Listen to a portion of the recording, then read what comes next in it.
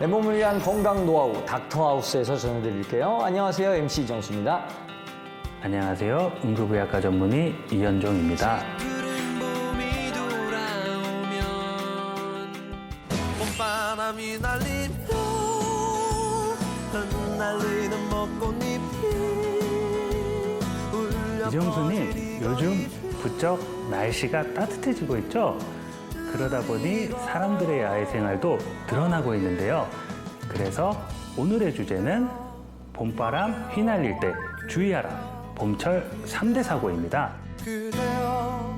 거센 바람과 추위 다 이겨냈는데 이 봄철에 우리가 흥분해갖고 너무 신난 나머지 사고가 자주 생기는 것 같더라고요.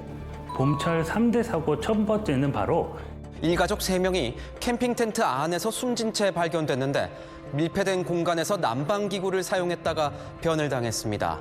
새해 첫날엔 새만금 방조제에서 50대 남녀 사망. 모두 텐트 안에서 화롯불을 피웠다 일산화탄소에 중독돼 변을 당했습니다. 캠핑으로 인한 일산화탄소 중독입니다. 일산탄소 중독 같은 경우는 봄이나 가을에 많이 일어나는 것 같더라고요. 그렇습니다. 불을 보며 멍 때린다고 하는 일명 불멍이나 차에서 숙박하는 차박 등의 캠핑이 유행하면서 일산화탄소 중독 사고가 생각보다 무척 흔하게 일어나고 있습니다. 지난 2022년 소방청에서 발표한 자료에 따르면 2019년부터 21년까지 일산화탄소 중독으로 인한 심정지 환자는 모두 27명으로 집계됐죠. 또 차량, 텐트 내 일산화탄소 중독으로 119에 신고한 건수는 같은 기간 123건이었습니다. 일산탄소 중독이 구체적으로 원인이 뭡니까? 일산화탄소는 석탄, 기름, 목재 등의 탄소 연료가 불완전 연소될 때 생기죠. 예를 들면 부탄가스를 이용하여 난로나 온수매트 등을 사용할 때 숯불이나 나뭇가지를 태우는 화로를 실내에 장시간 두었을 때 등 발생할 수 있는 상황은 굉장히 다양합니다. 그렇습니다. 일산탄소 중독이라는 게 되게 무서운 거잖아요. 막 토하고 기절하던데요. 그렇습니다. 중독이 시작되면 초기에는 두통이나 어지러움, 메스꺼움 등의 증상이 나타나는데요. 이후 구토, 호흡곤란, 손발 저림, 전신 세약으로 이어지다가 끝내 정신을 잃고 결국 사망에 이르게 되죠. 그리고 이렇게까지 이어지는 이유는 일산화탄소가 무색, 무치, 무미이기 때문입니다. 눈으로, 코로, 맛으로도 인지하기 어려운 데다가 소량만 노출되어도 아주 치명적이죠. 응급의학과에 계셨으니까 이런 환자분들을 많이 만났을 것 같아요. 아무래도 다른 과에 비해 그런 편입니다. 40대 남자 환자분으로 화재 진압을 하는 소방관이셨는데 언젠가부터 계속되는 두통에 쉬어도 쉬지 않은 것 같은 느낌. 또 몸이 계속 무거우셨다 그러셨는데요. 검사 결과 일산화탄소 중독이 아주 강하게 의심되었고 일산화탄소에 노출이 된 상황이라고 판단되어 약 3주간 치료 진행 후 상태가 호전되셨습니다. 근데 여기서 무서운 거는 일산탄소가 무색, 무치, 무미라고 하셨잖아요. 이게 중독이 되기 전에 알아차릴 방법이 없을 것 같아요. 대기 중에 일산화탄소는 그 농도가 약 0.02%가 돼야지 증상이 나타나기 시작하는데요. 사실상 우리 인간은 이러한 증상이 생기기 전에는 알 수가 없습니다. 그래서 응급의학과 전문의로서 권장드리는 방법은 일산화탄소 감지기를 구비하는 것입니다. 또한 캠핑 등 일산화탄소가 나올 수 있는 상황에서는 반드시 공기가 순환될 수 있도록 환기를 시켜주는 것이 중요하고요. 가급적이면 텐트같이 밀폐된 공간에서는 화로 등을 사용하지 않아야 일산화탄소 중독으로부터 안전하실 수 있겠습니다. 정말 잘 메모해 두셨다가 우리가 유용하게 써먹어야 되겠습니다. 자, 그러면은 봄철 3대 사고 중에 또 다른 사고가 또 있을까요? 첫 번째와 이어지는 봄철 3대 사고 두 번째는 바로 화재입니다. 맞죠. 봄철에 화재 이거 빼놓을 수 없는 거죠. 도대체 불이 왜 그렇게 잘 나는 걸까요? 대부분의 화재 원인은 담배꽁초나 쓰레기 소각으로 인한 부주의입니다. 또 봄철에 캠핑할 때는 텐트 안에서 숯을 이용해 조리할 때 화재 위험 역시 커지게 되고요. 화재 사고에서 일산탄소 중독도 걱정되지만 이게 화상도 빼놓을 수 없는 문제거든요. 그렇습니다. 화재 사상의 원인은 화상이 40.5%로 가장 많은 비중을 차지하는데요. 가벼운 1도 화상부터 수포를 만드는 2도 화상, 피하 지방층까지 손상되어 피부 이식 수술을 받아야 하는 3도와 4도 화상 등 일반 외상과 달리 치료 후에도 미용적, 기능적 후유증을 초래하죠. 특히 관절 부위에 화상을 입으면 움직임에 제한이 생겨서 식사를 하거나 글씨를 쓰는 등 가벼운 일상생활마저 할 수 없게 되는 경우도 생깁니다. 사실 제 주변에도 화상으로 인해서 육체적, 정신적으로 고통받는 친구들이 있는데 곁에서 보기 좀 힘들더라고요. 맞습니다. 담당하던 한 50대 여성 환자분의 경우도 캠핑장에서 불을 피우다가 숯불에 손목을 대인 겁니다. 크게 화상을 입어 급하게 치료를 하셨고요. 또 생각보다 라면 국물 같은 뜨거운 물에 화상을 입어 내원 환자들도 많습니다. 특히 최근에는 탕후루 만들다가 설탕물에 입히는 과정에서 화상을 입고 내원하는 경우가 매우 흔해졌고요. 또한 겨울철에서부터 초봄까지는 핫팩에 의해서 저온 화상을 입고 내원하는 경우도 많습니다. 생각보다 우리 생활과 굉장히 밀접한 것들이 많은 것 같습니다. 그러면 봄철 3대 사고 중에 마지막 세 번째는 뭔가요? 바로 잠수병입니다.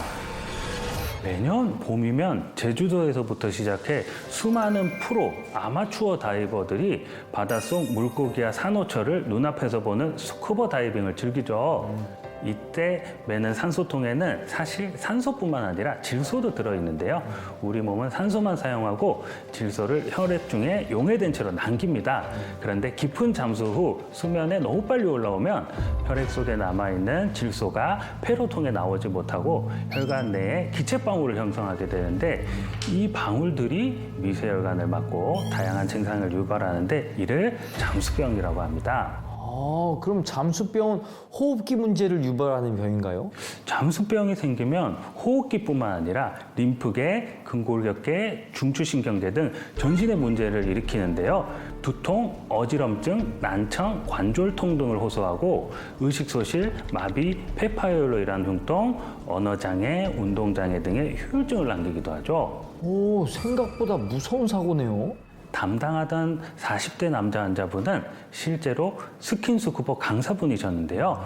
어느 해봄 깊은 물속에서 빨리 올라온 후 발생한 두통, 어지럼증과 팔다리 관절통으로 인해서 급하게 내원하셨고 잠수병으로 진단되어 2주간 치료를 진행하셨습니다. 그럼 일산화탄소 중독부터 시작해서 화상, 잠수병까지 이 봄철 사고들 어떻게 치료해야 될까요? 이러한 봄철 사고가 났을 때는 빠르게 내원해서 고압산소 치료를 진행하셔야 됩니다. 높은 압력의 챔버에 들어가 100% 산소를 흡입함으로써 말초 혈관이나 조직 안으로 산소 공급을 원활하게 해주는 치료법이죠. 일산화탄소 중독이나 잠수병 등은 몸속에 산소 이외의 기체가 남아서 각종 다양한 증상을 일으키고 몸 밖으로 잘 배출되지 않는데요. 이때 빠르게 고압산소 치료를 진행하면 몸 안에 산소 분압을 높여서 이 해로운 기체들을 몸 밖으로 내보낼 수가 있습니다. 이게 응급실에서 실제적으로 이루어진 치료인가요? 네, 실제 사용하고 있는 치료 방법입니다. 특히 일산화탄소 중독의 가장 무서운 증상은 치매와 비슷한 지연성 뇌손상을 일으킨다는 점이거든요. 일산화탄소 노출로부터 약 한 달쯤 후에 나타나기 때문에 대부분 일산화탄소 중독과 연결짓지 못하시는데요. 이 고압산소 치료로 지연성 뇌손상의 발생 위험을 낮출 수가 있습니다. 그렇기 때문에 증상이 심하지 않더라도 일산화탄소 중독이 의심되면 반드시 의료기관에 내원하여 진단을 받고 고압산소 치료를 진행하시는 것이 좋습니다. 산소 공급의 원리는 이해했는데 화상은 어떤 이유로 치료가 되는 거예요? 심부 2도 이상의 화상에서는 손상된 조직에 산소 공급이 잘 되지 않아 치유가 빠르게 이루어지지 않습니다. 오랫동안 흉터가 남기도 하고 세균 감염으로 2차 문제가 발생하기도 하죠. 이때 고압산소 치료를 통해 손상된 조직에 직접 산소를 공급해주면 혈장에 녹는 산소량이 증가하게 되고요. 혈관이 막혀 산소가 통과하지 못한 말초 조직과 세포에 산소가 전달되면서 손상된 조직의 회복을 촉진시키는 그러한 원리입니다. 그렇군요. 직업적으로 스킨스쿠버 하시는 분들이나 이제 불을 다루시는 소방관 분들, 그리고 캠핑 좋아하시는 분들은 오늘 영상을 꼭 시청해야 되겠습니다. 듣다 보니까 치료비가 걱정이 되는데요. 너무 걱정하실 필요가 없는 게 고압산소 치료의 경우 적응증에 해당되면 창상, 그러니까 상처 치료의 효과를 인정받아 다양한 질환에서 건강보험을 적용하실 수 있기 때문입니다. 실제로 방사선 치료 후 발생한 부작용, 버거시병, 돌발선 난청이나 식피술, 피판수 후에도 건강보험이 적용됩니다. 마지막으로 선생님, 그 응급의학과 전문의로서 봄철 사고 예방법도 좀 알려주세요. 우선 일산화탄소 중독이나 화재의 위험을 예방하려면 캠핑 난로에 히터 등의 열을 사용하는 기구는 KS 마크, Q 마크, KC 마크 등 안전검사 인증 마크가 있는지 살펴보고 없다면 안전 인증을 받은 제품으로 교체하여 사용하는 것이 조금 더 안전하겠고요. 텐트 등의 시설을 자주 환기해 가스가 체류하지 않도록 해주세요. 또한 잠수병을 예방하려면 정해진 시간 이상의 잠수나 충분한 휴식 없는 반복적인 잠수를 피해야 됩니다. 해수면 올라올 땐 1분에 9m의 속도로 가급적 천천히 상승해야 하며 잠수 전후에 다량의 수분을 섭취하는 것이 잠수병 위험을 줄이는 데 도움이 되겠습니다. 봄철 3대 사고의 정체부터 치료법, 예방법까지 알려주신 이현정 선생님 고맙습니다. 네, 다음 이 시간에도 알찬 정보로 다시 돌아오도록 하겠습니다. 지금까지 닥터하우스 MC 이정수였습니다.